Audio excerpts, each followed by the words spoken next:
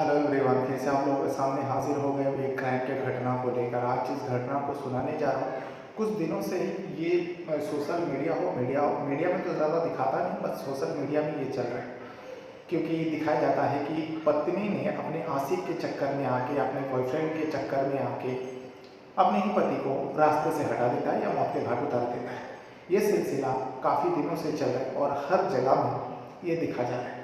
अभी हाल ही में एक मुस्कान जो उसका मामला आया था, जो अपने पति को रास्ते से हटा दिया अपने आशिक के चक्कर में आके। वैसा ही सेम एक मामला है जहाँ पर एक पत्नी ने शादी को 15 साल बीत जाने के बाद तीन तीन बच्चों की माँ होने के बावजूद भी वो अलग अलग लोगों से बातें किया करते थे। यानी अलग अलग मर्दों से उसको लगाव था, उससे बातें क्या करती थी, उससे जुड़ा रहती थी। जब पति को शक होता, पति इसका विरोध करते, पति उस बारे में पूछताछ करते, जो तुम्हारा फोन हमेशा बिजी आता है, तुम किसके साथ बिजी रहती हो, आखिर तुम करते क्या हो। तो इस पर पत्नी विवाद पर उतर आती, झगड़ा विवाद करती, कभी कभार उठकर मायके में चली जाती। लेकिन पति पत्नी में ये विवाद बढ़ते ही गया और इतना ज़्यादा बढ़ गया कि पत्नी के जहन में आया, क्यों ना पति को रास्ते से हटा दूं, क्योंकि मेरा हर काम में ये रुकावट बन रहा है। यहाँ तक कि जब मैं किसी से बात करती हूँ तो भी पति को दिक्कत है। इस वजह से पत्नी ने अपने प्रेमी को ये पूरी बात बताया, जो देखो, तुम जो फ़ोन करते हो, मैं तुम्हारे साथ बातें करता हूँ। आप फिलहाल रिसेंट में जिसके साथ उसके चक्कर चल रहा था, उसी के मायके का रहने वाले थे वो व्यक्ति, उससे सब कुछ बताता है। जो एक काम करो, मेरे पति को ही रास्ते से हटा देते हैं और इसमें तुम्हारा साथ चाहिए, तुम मेरा साथ दो। आशिक को क्या था, आशिक कहते हैं ठीक है, लेकिन इसके लिए तो कुछ पैसे की ज़रूरत पड़ेगा, मैं ऐसा हाथ से कैसे मारूंगा, उसके लिए एक पिस्टल की ज़रूरत पड़ेगी और मेरे पास उतना पैसा नहीं है। तो इस पर पत्नी जो है 20,000 रुपया अपने आशिक को देती है और कहती है, जो लो ये पैसा लो और तुम्हें जो सामान चाहिए वो लेकर आओ और मेरे पति को मेरे और तुम्हारे बीच में से हटा दो। प्लान तैयार हो जाता है। आशिक एक राज्य से दूसरे राज्य जाता है, जाने के बाद एक पिस्टल खरीद कर लेकर आते हैं और लाने के बाद जब मौका मिलता है, उस पत्नी के सामने आशिक ने पति को मौत के घाट उतार देता है। वाकई ऐसी घटना सुनने के बाद ही रोंगटे खड़े हो जाता है। जो कोई पत्नी अपने आंखों के सामने पति को मौत के घाट उतारते कैसे देख सकती है, और ये पूरा साजिश जो है पत्नी ने रची थी। तो आज इसी घटना को बताने जा रहा हूँ। लेकिन अगर आप पहली बार मेरे चैनल यानी क्राइम आइडियाज चैनल पर मैं इस वीडियो को अपलोड करूंगा, अगर आप इस चैनल पर पहली बार जुड़ रहे तो चैनल को सब्सक्राइब जरूर कर लीजिएगा और वीडियो देखते समय वीडियो को भी एक लाइक कर दिया करें। हो सकता है जो मेरी जो वॉइस है आज थोड़ा ईगो जैसा होगा, क्योंकि ये पूरा चारों तरफ पैक है, उसकी वजह से शायद वॉइस में थोड़ा चेंजेस आएगा, तो उसके लिए माफ़ी चाहता हूँ। तो घटना है उत्तर प्रदेश का बरेली डिस्ट्रिक्ट का। बरेली डिस्ट्रिक्ट में एक गाँव में मंदिर में एक कार्यक्रम चल रहा था, उसमें महिलाएं भी है, पुरुष भी, रात के वक्त हो रहा था। इसी बीच एक महिला उठकर उस महफिल से उठकर कहीं जाने लगती है। तभी उसका पीछा करते हुए, क्योंकि उसी प्रोग्राम में उसका पति भी था, जो पति का उस व्यक्ति का ससुराल होता है, वो महिला जो है उसी गांव का रहने वाली थी। नाम था उसका रूबी, जो 3 बच्चों की माँ है, शादी को करीब 15 साल हो चुके थे। अब रूबी उस महफिल से उठकर रात के वक्त कहीं जाने लगती है। पति को शक होता है, जो इतनी रात को अकेली वो कहाँ जा रही है। पति जो है उसका पीछा करते हुए पीछे पीछे जाने लगता है। ये पत्नी रूबी को पता है, पति का नाम होता है सौरभ। अब सौरभ रूबी का पीछा करते हुए जा रहे हैं। अब उस मंदिर से करीब 200 मीटर की दूरी पर एक खेत में जाते हैं। अब गांव की बात है, रात के वक्त है, 200 मीटर दूरी उस कार्यक्रम से खेत में जाते हैं, सुनसान इलाका है। पति को सबसे पहले लगा, जब उस कार्यक्रम से उठ के पत्नी जाने लगा, सबसे पहले तो पति को ऐसा लगा शायद शौच के लिए बाहर जा रही है।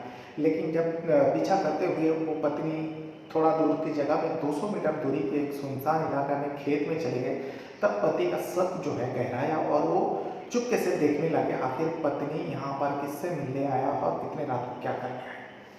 तभी इतने में एक व्यक्ति जो है वहाँ पे दिखाई देता है और उस व्यक्ति के पास वो जो पत्नी होता है रूबी, उसके करीब होता है और दोनों के बीच में जो है कुछ आपत्तिजनक स्थिति होती है। यानी पति सब कुछ चुपके से देख रहा था, इसी बीच पत्नी जो है उस व्यक्ति से, जो अननोन पर्सन होता है, अननोन व्यक्ति के करीब होता है, उसके नज़दीक होता है और उसके साथ संबंध बनाने लगते हैं। पति जब अपने आंखों से ये चीज़ देख लेता है, उससे आप बर्दाश्त के बाहर हो जाता है। अब तक तो चुप-चाप से देख रहा था और नज़र रख रहा था, लेकिन जब पत्नी को इस हाल में देखता है, कोई भी पति हो उससे बर्दाश्त नहीं होगा, वो चीख उठता है, चिल्ला उठता है। इतने में पत्नी और वो व्यक्ति संभाल तो जाता है, लेकिन पत्नी इसमें डरती नहीं है जो मेरे पति ने देख लिया, क्योंकि उन दोनों ने, जो व्यक्ति उसके साथ संबंध बनाने के लिए आए थे उस खेत में, उसका नाम होता है सुनील, जो उसी के गांव का होता है। अब इसमें पत्नी रूबी जरा भी नहीं डरती अपने पति को देखकर, जो पति ने देख लिया अब क्या होगा, बल्कि पत्नी उलझ पड़ते अपने पति से, सौरभ से उलझ पड़ते, दोनों के बीच में मार पिटाई होने लगता है। उसी सुनसान इलाका में रात के वक्त खेत में दोनों के बीच में झड़प होता है। तभी जो तीसरा पर्सन होता है, जो सुनील होता है, वो अपने पास पिस्टल रखा हुआ था, उस पिस्टल को निकालता है और एकदम करीब से सौरभ को गोली मार देता है। 2 गोली चलाता है, दोनों गोली करीब से मारे जाने की वजह से मौके पर ही सौरभ की मौत हो जाता है। अब सौरभ का मौत हो जाता है, उसका बॉडी जो उसी जमीन पर पड़ गिर जाती है और वहाँ पर पड़ा रहता है। तभी ये दोनों, रूबी और सुनील भी उसी गांव का होता है, इस वजह से सुनील वहाँ से अपने घर चले जाते हैं और जो रूबी होता है, सबके नज़र बचाकर चुपचाप तरीके से जाकर उसी मंदिर में, महफिल में जो प्रोग्राम हो रहा था उसमें जाकर औरतों के बीच में बैठ जाते, महिलाओं के बीच में बैठ जाते, जैसे कुछ हुआ ही था। उसके थोड़ी देर बाद रूबी का जो परिवार है, रूबी के जो फैमिली है, मायके वाले, वो लोगों को पता था जो दामाद आया हुआ है, रात हो गया, दामाद घर पर आएंगे, महफिल में कितना टाइम बैठेंगे। वो लोग दामाद को फ़ोन करता, फ़ोन नहीं उठ रहा था, रिसीव नहीं कर रहा था। उन लोगों को लगा महफिल में स्पीकर वगैरह बज रहे, तो शायद सुनाई नहीं देता, वो दिया होगा। तभी रूबी को फ़ोन करता है वो लोग, जो तू प्रोग्राम में है, दामाद भी है, रात हो गया, तुम लोग घर आ जाओ। रूबी फ़ोन उठाती है, रूबी कहती है नहीं, सौरभ तो आया नहीं, मैं देखी नहीं, मुझे क्या पता। तभी घर वाले जो है तो कहते हैं जो देखो वहीं पे होगा, और अपने और किसी लोगों को फ़ोन करता है, फ़ोन करके बताते हैं तो महफिल में सौरभ आया होगा, उसको घर भेज दो, और दामाद है, इतने रात तक जागेंगे। लेकिन किसी को सौरभ दिखाई नहीं देता। तभी सब लोग मिलकर ढूंढने लगते, इतना पता चलता है कि सौरभ आया था, कहीं किसी बहुत सारे लोगों ने देखा, हाँ महफिल में बैठा था, फिर उसके बाद कहाँ चले गए हमें नहीं पता, रूबी को भी नहीं पता। देखते ही देखते सुबह हो जाती है। जब सुबह तक सौरभ का पता नहीं चलता, तब रूबी का परिवार जो है सौरभ के परिवार को फ़ोन करता है, क्योंकि फ़ोन भी नहीं उठा रहा था सौरभ, और इन लोगों को डर हो रहा था कुछ हो ना जाए, दामाद है। जब सौरभ के परिवार को फ़ोन करता है, सौरभ के परिवार कहते नहीं, सौरभ तो आया नहीं, और वो तो बता के गया था, आप क्यों वहाँ गए? तो फिर सौरभ फ़ोन क्यों नहीं उठा रहे, कहाँ गए? आप लोग को दिखाई दिया था तो आप लोग को पूछना चाहिए, ऐसे भी बिना बता कर वो कहीं जाता नहीं है। ये सारी बात होता है। तभी उसी गांव में जो 200 मीटर दूरी पर कोई और पर्सन भी जाता है शौच करने के लिए, तब सौरभ का बॉडी दिखाई देता है। फ़ौरन हड़कंप मचता है, पुलिस को खबर दी जाती है, पुलिस आती है। पुलिस आते ही देखते हैं कि गोली मारा गया था, बहुत बड़ा मामला हो जाता है। फिर वहाँ पे क्राइम टीम, फॉरेंसिक टीम, सारे टीमों को बुला लेता है, इन्वेस्टिगेशन होता है। सौरभ का मोबाइल भी वहीं पे पड़ा मिलता है। उसके बाद उसके बॉडी को कब्जे में लेता है, पोस्टमार्टम के लिए भेज देता है। पोस्टमार्टम से भी वही साफ साफ पता चला था गोली मारने की वजह से मौत हुई है। अब जांच पड़ताल होता है, सौरभ का परिवार को भी बताया जाता है, वो लोग सारे दौड़ते हुए आते हैं।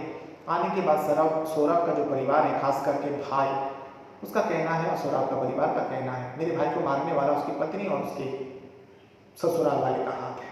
लेकिन पुलिस को भी अजीब लगा, ये कैसा हो सकता है, दोनों परिवार में झड़प भी हो रहा था, और पुलिस भी सोचता है शादी को 15 साल हो गया और पत्नी का हाथ कैसे हो सकता है, 3-3 बच्चों की माँ है।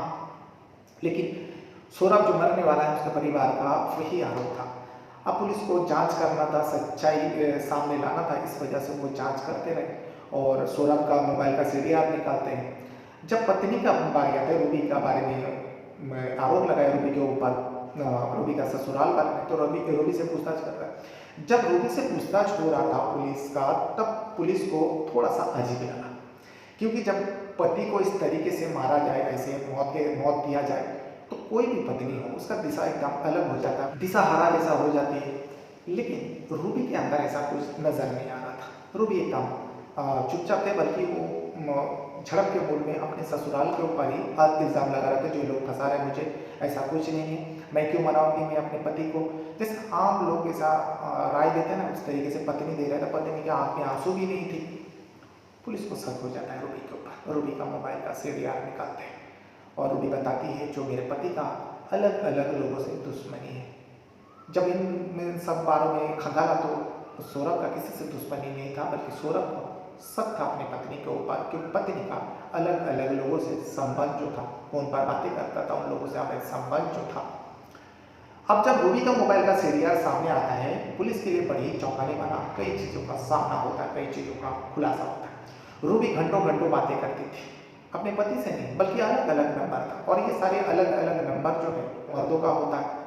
जब रूबी से सख्ती से पूछताछ करता है, आखिर में जिस व्यक्ति से बात हुआ जाती है, जिससे रात को मिलने गए थे, उसका नाम होता है सुनील। जब रूबी से सख्ती से पूछताछ की, रूबी टूटती है और पूरी सच्चाई बता देती है, जो हाँ, मैं और सुनील मिलकर अपने पति सौरभ को मौत के घाट उतारने का वजह भी बताया। जो उसको शक नहीं बल्कि उसको यकीन था, वो कोई चीज़ कर रहा था, अलग अलग मर्दों से मिलना, उसके साथ दोस्ती करना, उसके साथ संबंध बनाना, ये सब चीज़ें करती थी जो पति को नागवार हो जाता था। कोई भी पति उसे नागवार हो जाएगा। जब इसे रोक टोक लगाती थी, तब रूबी को जलन हुआ और अपने आशिक के साथ प्लान किया। प्लान करने के बाद 20,000 रुपये दिया, क्योंकि आशिक के पास, सुनील के पास पैसा नहीं था। सुनील को 20,000 रुपये दिया, देने के बाद कहा जो जाओ पिस्टल खरीदो। सुनील अपने तरफ से 5,000 लगाया, वो वहाँ से बिहार गया, बिहार से पिस्टल खरीद कर लेकर आया और मौके की तलाश में था। जब रूबी के गांव में मंदिर में धार्मिक कार्यक्रम हो रहा था, उसी दिन उस काम को अंजाम देने का इन दोनों ने सोचा। पहले रूबी ने अपने पति को बुलाया, जो तुम आओ इस कार्यक्रम में, मैं तुम्हारे लिए उपवास रखी हूँ, तुम्हारा चेहरा देख के मैं उपवास तोड़ूंगी। पति को पहला कुछ ला के बुला लेता है। उसके बाद जो सुनील होता है, उसका आशिक उसी गांव का था, उसको भी बता देता है जो आज ही इस काम को तुम तमाम कर देना। मैं प्लान के तहत उसको बुला लिया हूँ, लेकिन उससे पहले वो अपने आशिक के साथ संबंध बनाने के लिए खेती बाड़ी में गया था, जो सुनसान इलाका में। तभी सौरभ उसका पीछा करते हुए, फॉलो करते हुए, शक करते हुए गया, और इसी बीच सुनील और रूबी ने मिलकर सौरभ मौत के घाट उतारा। पूरा सच्चाई जानने के बाद पुलिस का भी बयान आया, और जो सच्चाई सामने आया, वाकई लोगों को यकीन करना मुश्किल हो गया। जो कोई पत्नी 15 साल पति के साथ बीत जाने के बाद इस तरीके से अपने पति को रास्ते से हटा सकती है। तो ये था वो पूरा डिटेल जो उत्तर प्रदेश का बरेली डिस्ट्रिक्ट में घटी थी। ये घटना जो है 6 अप्रैल 2025 का है। बहरहाल अपने साथ साथ अपना परिवार का भी बहुत सारा ख्याल रखिएगा। इस वीडियो को यहाँ तक देखने के लिए आप लोगों का बहुत बहुत धन्यवाद करता हूँ। Thank you very much. जनपद रायबरेली में 7 तारीख को एक हत्या का मुकदमा लिखा गया था, जिसमें मनीष सैनी नाम का एक नवयुवक, उसकी हत्या कर दी गई थी और डेड बॉडी उसके ससुराल में एक खेत में बरामद पुलिस को हुई थी। पुलिस ने इसी में जांच पड़ताल आगे शुरू की और इसमें आज 2 अभियुक्तों को गिरफ्तार किया है, जिन्होंने उसकी हत्या की थी, और उनके पास से आला कत्ल जो बरामद किया है। इसमें जो हत्या करने वाले हैं वो मृतक मनीष सैनी की पत्नी है रूबी, और रूबी का प्रेमी है सुनील कोरी। इन दोनों ने मिलके उसकी हत्या करी।